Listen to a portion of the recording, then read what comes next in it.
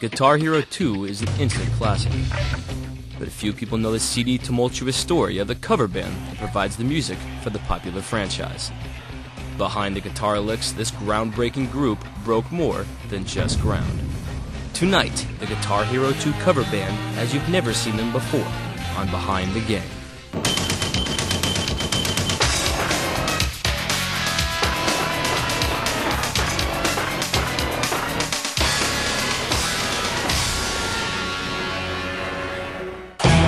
On November 1st, 2005, a game called Guitar Hero launched a new generation of music video games. And with it, the career of a down-and-out cover band, Guitarlicker. As soon as we pressed that first disc, I knew we had a hit in our hands. I'm talking massive. That's why I signed them. Guitarlicker's sophomore debut did not disappoint, wowing fans with even more songs, more choices, and more variety. But with sales skyrocketing, the Guitar Hero cover band sunk to new lows. Supersized egos and an influx of cash began to drive the band apart. As Tal began an unannounced solo tour through Australia, Chris began a downward spiral of drugs, alcohol, and video games. The fans wanted a new release, while Chris only wanted to be loved. And he needed a guitarist. Guitarlicker's agent, David Clayman, had been lining up a release of Guitar Hero 2 on the Xbox 360. What? That's crap. No, I don't want to hear that. No, you come back here. You come back here right now. No, don't you... But with Tal in Australia, trouble brewed. So after Tal went on his solo tour in Australia and left me out to dry, I had to find a new guitarist and I had to find one fast. What about your drummer? He's dead. With the promise of a new Guitar Hero release looming over their heads, the search for a new guitarist was on.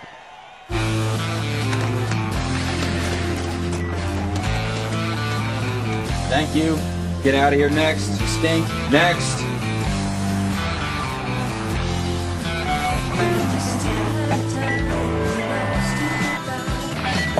You suck.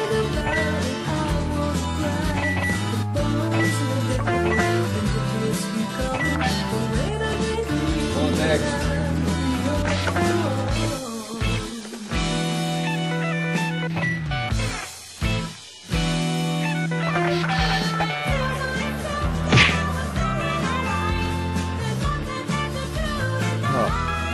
Come on.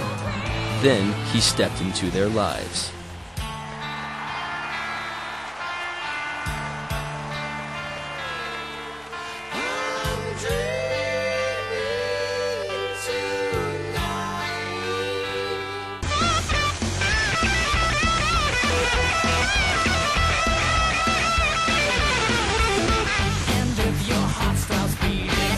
Of course I'm taking over for Tal. Who else is going to do it?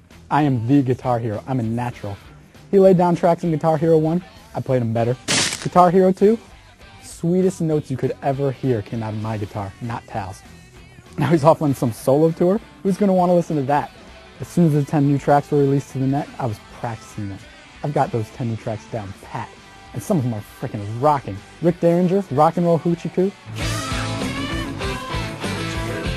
That man is a saint. Some of the other ones I'm not so big on. I could take or leave Pearl Jam. But overall, great selection. So with Eric on board, I knew we were finally back on track. So we headed back to the studio and immediately began recording.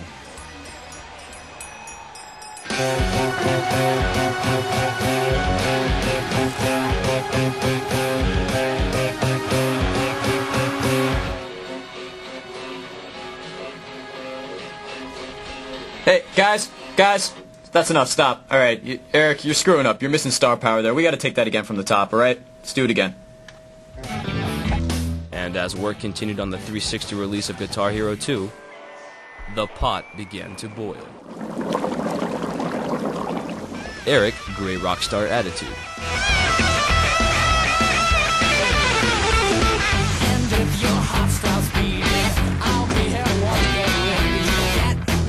While Chris's ongoing battle with alcoholism only worsened.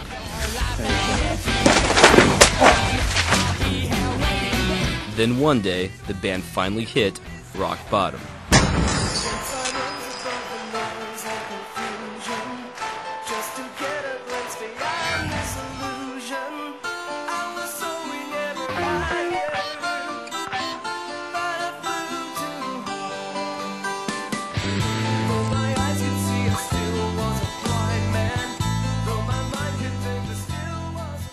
Yeah, you know, I remember that day. We were just having a necessary discussion about downloadable songs, and, you know, things get a little out of control. What do you think pays for your shows? What do you think pays for the songs? I just want to make a great game. A great fucking game. I don't care if we make any money on this. I'm about the music.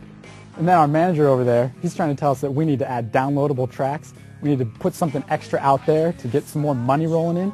Like I care. Is it about the music or is it about the money? That's what I was asking. Why? Why do it for the money? That's it, man.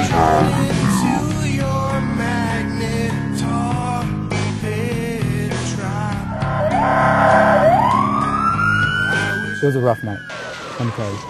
Actually, I'm not going to tell you, because the kids shouldn't hear that shit. Needless to say, woke up in the hospital. The doctors told me I'd been dead again, for 2 hours this time. But while I was dead, I realized something. I realized Guitar Hero 2 on 360, it's going to fucking rock.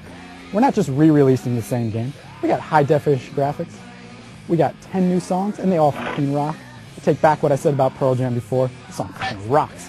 Downloadable content? I'm fine with that. It's for the fans. You gotta give the fans what they want. When I bottomed out, I went home and filled a tub full of vodka, took a bath in it, and then when I tried to drink my way out, I died and went to hell. And the devil looked me in the eye, and you know what he said? He said, "You're not done." He's like, "I want you to go back to Earth and record the most metal album anybody's ever heard." I went back up there, I grabbed Eric, we went in the studio, and we did that shit. This is the hardest record you're ever gonna hear. Yeah, it all almost went to hell a few times, and you talk to these guys and they'll tell you that they found God or whatever, but as soon as I sweetened the deal with a few achievements, they came crawling right back. And that's pretty much the reason the band's still together today. And so, one brisk March morning, the recording finally wrapped on Guitar Hero 2 for the Xbox 360. Perfect, brilliant. All right, guys, that's a wrap. And what about the band behind the game? With critics already raving about their soon-to-be-released 360 edition, Liquor began its worldwide tour.